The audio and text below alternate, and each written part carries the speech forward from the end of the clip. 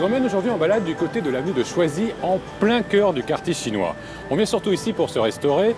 L'endroit regorge de restaurants, de cantines, de pâtisseries, où l'on peut pratiquement déguster toutes les spécialités des pays de l'Asie du Sud-Est. Des lieux colorés, vivants, avec parfois des surprises dans l'assiette. Et comme j'ai pour mission, pour devoir de vous emmener hors des sentiers battus, je vous ai trouvé une adresse dans une petite rue, un resto qui fait saliver l'un des plus grands chefs français. Et ça tombe bien, on y mange un de mes plats préférés. Vous me suivez? C'est pas très loin d'ici.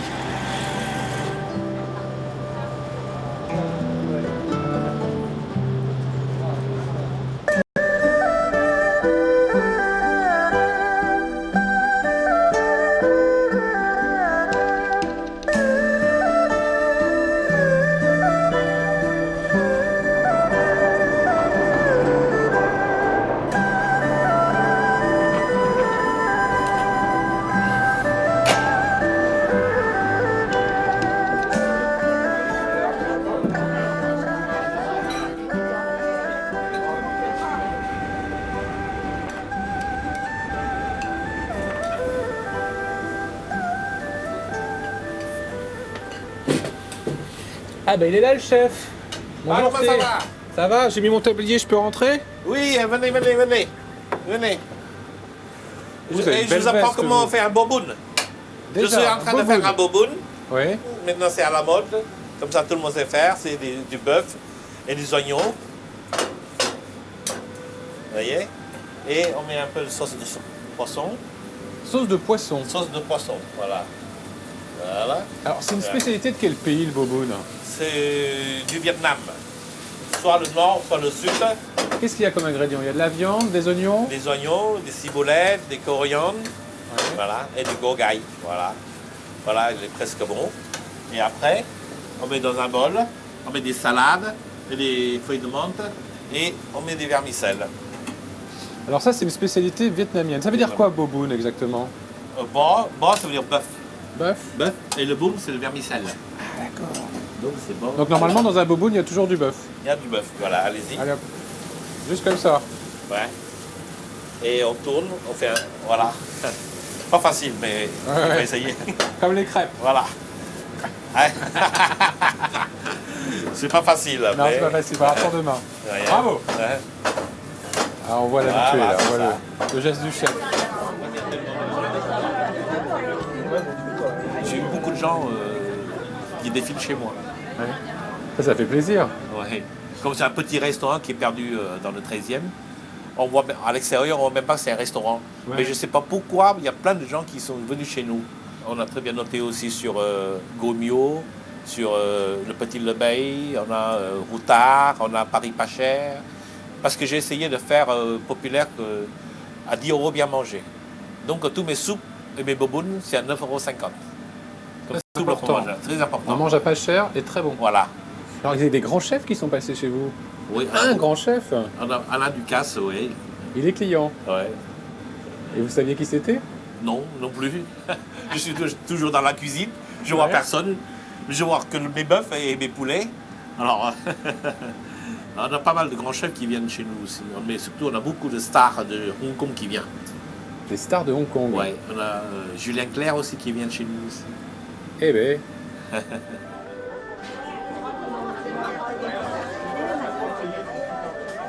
Comment vous avez appris à cuisiner, vous, Thé?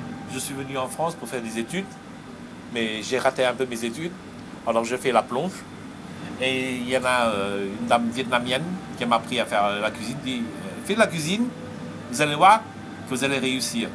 Et j'aime bien faire la cuisine, c'est ça qui est drôle. Ouais, j'aime beaucoup la cuisine. Qu'est-ce que vous aimez dans le Tout. fait de faire la cuisine? Ouais, j'aime bien manger parce que je suis très gourmand.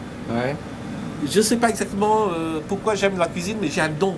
Vraiment, j'ai un don. Dès que je regarde, je sais comment il est fait le plat. C'est-à-dire que quand vous allez manger un couscous, vous savez Je ce sais qu'il y a le faire. dedans, Ouais. vous savez comment c'est cuisiné. Oui. Par exemple, le tagine, tout ça, je fais des très bons couscous quand même. Vous pourriez ouvrir un restaurant de couscous aussi. Ah non, parce que c'est drôle. Par exemple, un Chinois qui fait un restaurant couscous, c'est sûr qu'il ne marche pas. Je sais pas. Vous êtes tout seul en cuisine? Non, on est 3. Et mes 2 cuisiniers sont des Cambodgiens. Donc il faut que je parle cambodgien aussi. Vous parlez le cambodgien? Oui, je parle cambodgien, je parle vietnamien, et je parle 4 dialectes chinois. Waouh! Et je parle aussi le français et l'anglais. Et l'anglais. Voilà, et on met là, et hop. Ça, c'est le boboon. Vous mettez des nems? Ouais. Alors, il y a d'autres qui mettent du nem et d'autres qui ne mettent pas du nem. Et là, on Alors, rajoute? ça, c'est le ciboulette, de ce ciboulette. Voilà. Et ça, c'est le sauce échalote. D'accord. Voilà. Et c'est bon. Le On va boboon, mettre un il peu est bon. de cacahuètes aussi, non? Ouais, et c'est à l'extérieur qu'on met des cacahuètes. Bon, le goût de ce boboon? Oui. On va dans la salle de Dans restaurant? la salle, voilà. On va en profiter pour dire bonjour à votre femme. D'accord.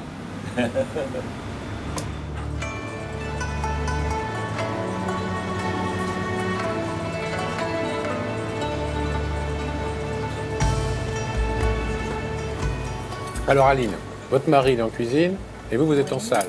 Oui. Vous êtes rencontrés comment tous les deux? Oh, il y en a 32 ans de ça. 32 ans. Voilà, c'est l'ami de ma sœur. On s'est rencontrés et puis j'aime faire la cuisine. Elle aussi, elle aime faire la cuisine. Donc on s'entend bien. D'accord. On dit quand une couple s'unit, il faut parler la même langue et manger la même nourriture. Sinon, ça ne marche pas. Et vous parlez la même langue? Oui. On parle le teotiou du Cambodge. Ouais. C'est quoi ça? C'est le piment très pimenté. On va en mettre. Oui. Ouais, c'est très fort, attention, c'est Très très très fort. fort. Ah, Ouais, doux, c'est très un très peu fort, de mais c'est très bon. J'aime bien pimenter moi. Dans ce cas-là, il faut mettre encore un peu plus. Voilà. Tout va venir, vous. Ouais. Et ça rend l'appétit. C'est bon. C'est bon. C'est bon? Oui. Et vous connaissez la pâtisserie d'à côté là? Miu Miu, oui. Ouais. Ouais. C'est un de mes amis que je connais depuis 40 ans. C'est bon? Très bon. Vous me conseillez d'y aller? Oui.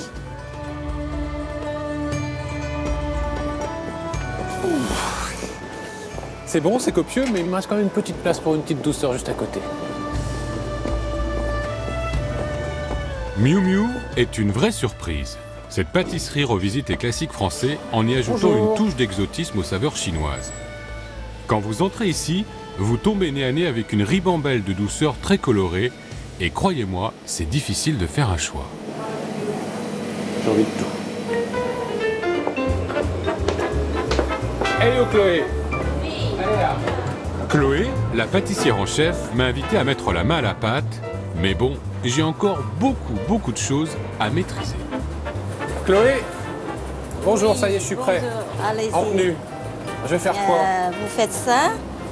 Ouais. 1, 2, 3, 3, 4, 4, 5. 5. Mais Alors. pas trop fort. Hein. Pas trop fort. Ouais. 1, 2, 3, 4. Ça, c'est ma signature. Oui. C'est pas grave. C'est pas grave. désolé. C'est pas grave. On va recommencer. Et voilà. On va mettre au four.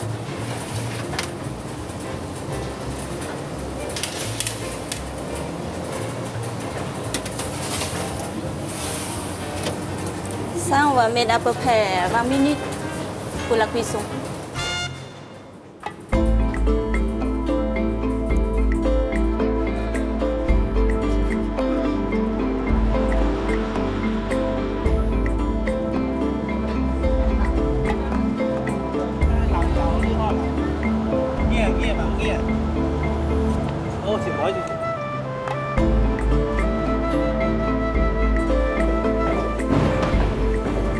Je crois que c'est ici qu'on joue à un drôle de sport.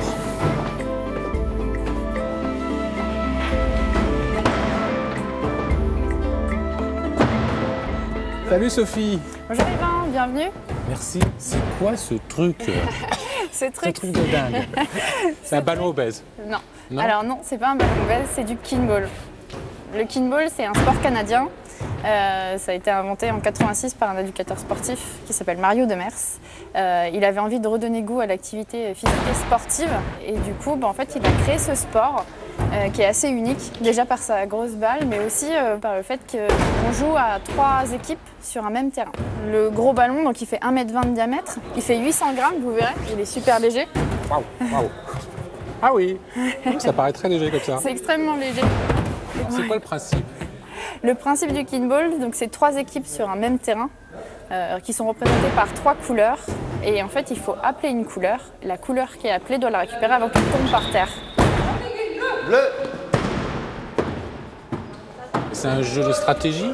Un peu des deux. Il y a beaucoup de physique parce qu'on a 10 secondes pour la remettre en jeu, mais il y a aussi de la stratégie parce que l'idée c'est au dernier moment d'arriver à mettre la balle là où l'équipe qu'on appelle n'est pas.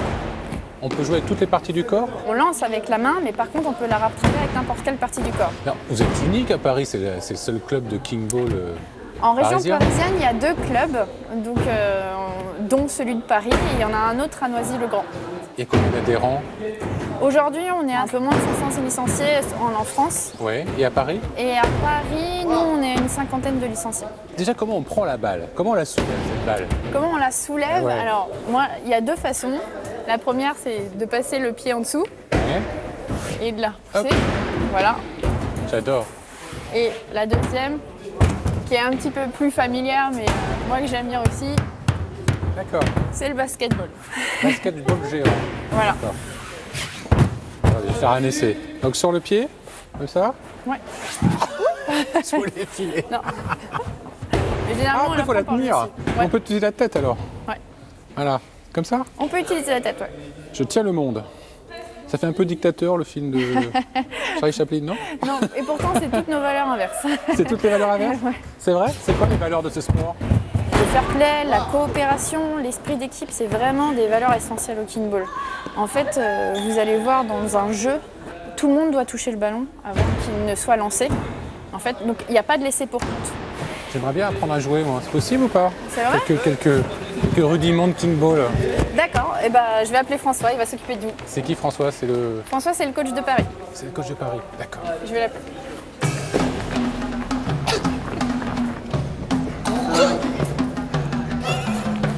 Mais c'est trop facile ça. Vous allez pour en même temps? Le but du jeu pour l'équipe en attaque, c'est d'envoyer le ballon sur le terrain de façon à ce qu'il touche par terre. Et le but du jeu pour l'équipe en défense, c'est récupérer le ballon avant qu'il touche par terre. D'accord. Quand l'équipe en défense a le ballon, à son tour, elle passe en attaque et elle appelle une des 2 autres équipes, Ok. etc. D'accord. Avant d'attaquer, il faut que tu appelles la couleur, tu prononces Omnikin et après Omnikin. la couleur. Omni King gris. Bleu. Bleu. Gris, bleu, Allez. noir, ce que tu veux. Omni King bleu. Et alors, après, tu vas tourner pour venir taper dans le ballon devant toi, donc ici. Et puis après, tu vas bien l'accompagner, d'accord? Ok. Tu essayes de taper au niveau de ta montre, là. Ok, d'accord. D'accord? Alors vas-y, prends un petit peu d'élan, appelle. Parce qu'il faut. Ouais, appelle avant, appelle. Alors, on va dire Omni King rouge. Ok. Pas très fort, hein. Le King-Ball est une discipline sportive insolite, spectaculaire et très ludique. Si vous voulez la découvrir et gonfler le petit nombre de licenciés en France, rendez-vous au gymnase de Choisy, vous serez les bienvenus.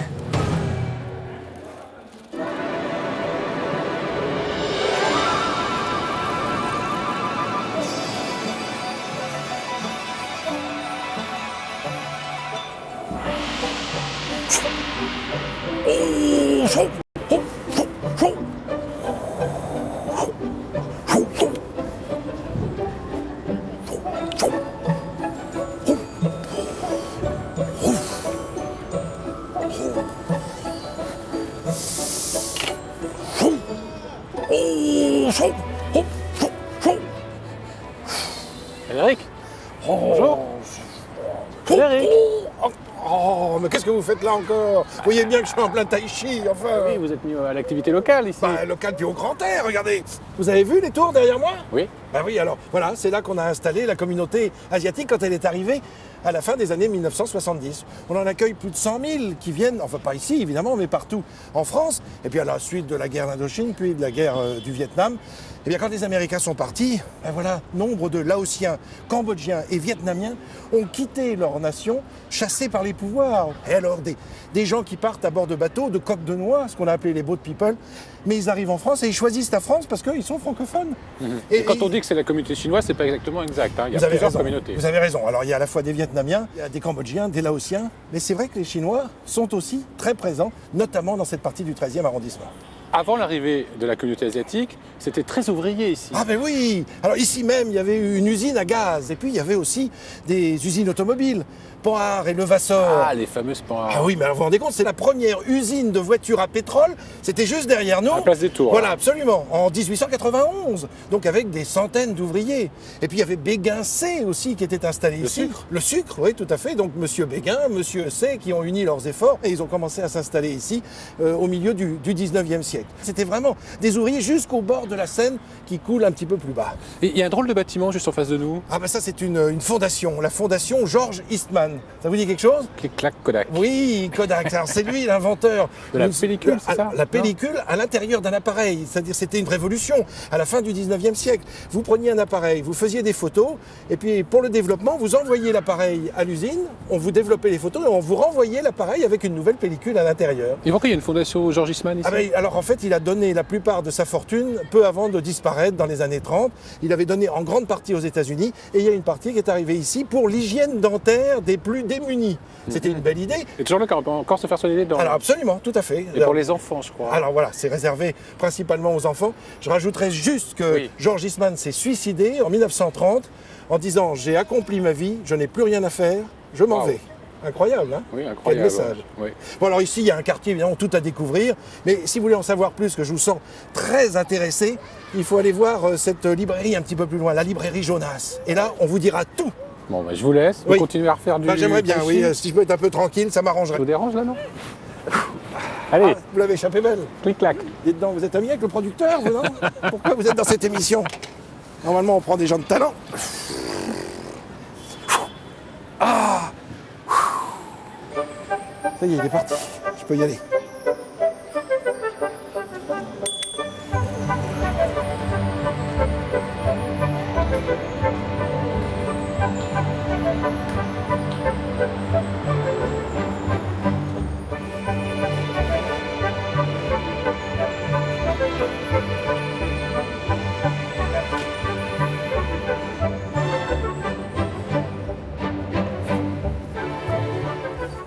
Bonjour. Bonjour.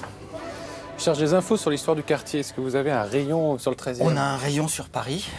Sur l'histoire du quartier, il y a de moins en moins d'ouvrages disponibles.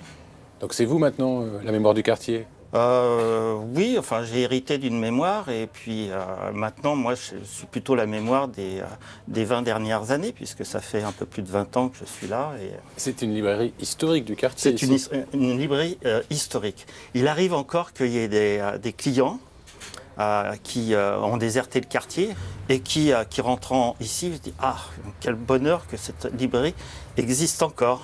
Donc, voilà, Ça vous fait plaisir à ça me entendre. fait plaisir parce que tout autour, tout a changé, quoi. Qui est à l'origine de cette maison alors? Alors là, à l'origine, c'est Sabine Landré qui, en 57, est venue avec armes et bagages pour ouvrir cette librairie. C'est la dame qui travaille derrière? Exactement. Qui est là tous les jours? Non, elle vient de temps en temps et elle me donne un coup de main le lundi. Bonjour Sabine. Bonjour. Alors c'est donc vous qui avez créé l'endroit? Oui, en 1957. C'était l'idée d'ouvrir un lieu de vie, en fait. C'était un projet militant tout de même au départ. Le 13e était un quartier très populaire. Donc c'est pour ça d'ailleurs Jonas, on nous appelait Jonas comme le prophète. C'était une idée de venir s'implanter dans un endroit où on pensait que les gens n'achetaient pas encore de livres. Mais à cette époque-là, on était autant disquaires que libraires. Voilà. Et donc, le disque, ça marchait pas mal. Donc vous vouliez apporter la culture dans un quartier très ouvrier. Avec un gros mot comme ça. Ils ont mis du temps les gens à franchir la porte et à rentrer chez vous? Grâce au disque, ils n'ont pas mis trop longtemps. Parce que le disque ça fonctionnait très bien. Et vous vendiez quoi à l'époque comme disque? Oh, ben nous, on était fous de Brassens, de Ferré, de Brel. On était beaucoup dans la chanson française et puis dans le classique aussi. C'était comment autour de vous ici, là, quand vous êtes arrivé en 57? C'était très populaire, oui, vraiment. Ici, déjà, c'était une ancienne... les produits d'Alsace. Et la dame qui nous a vendu, elle était très triste qu'on fasse plus de choucroute et qu'on Il disait, vous pourriez vendre la choucroute dans les petites fenêtres. Bah oui, librairie Oui. choucroute, ça c'est un concept. Pourquoi pas? Ça n'a pas encore été inventé, non? Pourquoi Je pas? crois pas, non. Et comment ça se passe avec les communautés asiatiques? Ils viennent vous voir? Il y a maintenant des jeunes qui ont perdu leur langue maternelle et qui viennent, ne serait-ce que pour redécouvrir ou découvrir ou parce qu'ils s'intéressent à ce qu'a été leur culture d'origine. Ça c'est super. Ouais, c'est formidable. Qu'est-ce que c'est que ça? Ah, c'est le livre d'or de la librairie. Et c'est beaucoup des messages de sympathie, des messages de...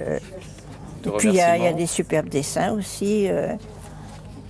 Il y a Jean Ferrat qui a écrit. Voilà, alors celle-là, là. oui, elle est belle. Ah, celle-là vous plaît là. Ah ouais, C'est qui ça? C'est Cabu, Cabu, oui, le grand duduche. le grand Duduche. Enfin, le grand duduche emballe la fille du proviseur. Merci Jonas Cabu. Oui.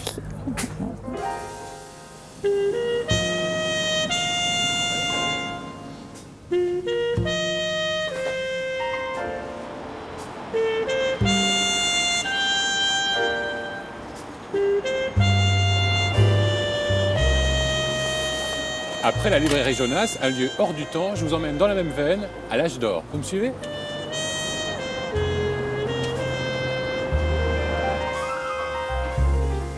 Bonjour Joe. Bonjour, J'ai bien un petit café pour me réchauffer parce qu'il fait pas chaud dehors. bien sûr. Petit café s'il te plaît, Macan. Alors, toi t'es le gérant de l'âge d'or. C'est un peu un ovni ici, hein, l'âge d'or. C'est un petit bar un peu sympathique du quartier. Un quartier asiatique où on essaye de se différencier des autres. Et comment ça vous différenciez? Entre autres par la déco, la convivialité du lieu. Un petit bar un peu comme si on était chez soi. On a un étage aussi où on peut accueillir des salles de concerts, on fait de la danse, on fait du culturel, des expos. Donc on a un resto en bas, une petite salle là-haut où on peut organiser plein de choses. Et une galerie de street art à l'extérieur, il y a des graphes là. Exactement. Qui c'est qui a fait la pieuvre? Il s'appelle Kraken, c'est un petit jeune du 13e qu'on a connu il n'y a pas longtemps. Et c'est lui qui a fait ça. Et qui c'est qui a fait les décos? La déco, c'est le patron qui aime bien un peu chiner dans tous les endroits, un peu partout en France. Donc il aime bien tout ce qui est formica, un peu être à l'ancienne. Joe, est-ce que tu connais la danse du lion? Je connais un petit peu la danse du lion. Pourquoi? T'es du quartier? Ouais, j'ai un peu grandi dans le quartier, j'ai un ami qui habitait pas loin, donc j'ai fait beaucoup de défilés du Nouvel An chinois, entre autres, donc j'ai eu l'occasion d'en voir pas mal se dérouler dans les rues. Ce que tu sais pas, Joe, c'est qu'on va faire une démonstration de danse du lion juste en face de ton café. Ah bon? Tout à l'heure. Parfait, Et ben voilà. voilà.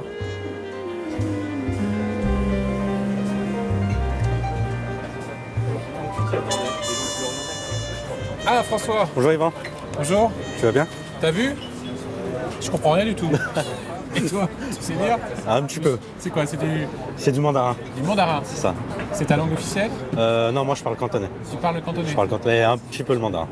La fameuse danse du lion et du dragon. C'est uniquement pour des événements, des fêtes chinoises qu'on danse cette danse. Uniquement oui, parce que ça porte chance, bonheur et chasser les mauvais esprits aussi.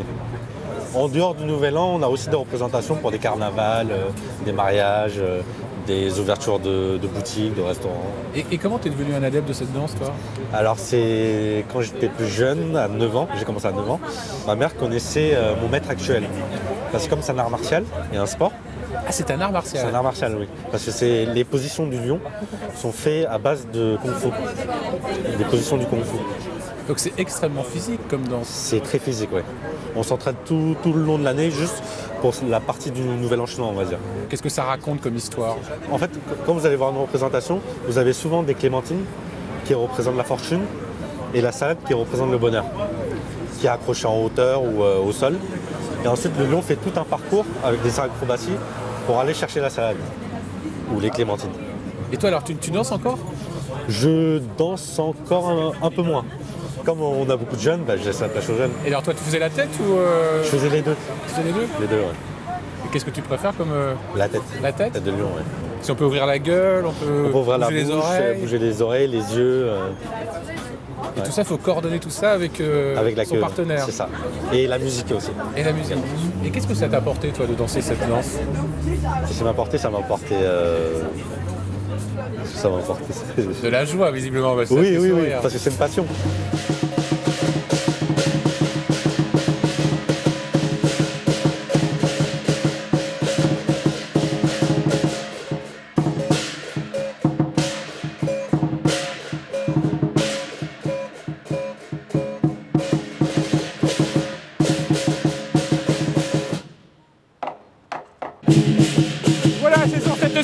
spectaculaire danse du lion que se termine cette balade du côté de l'avenue de Choisy. Et j'espère qu'il va rester mon bras.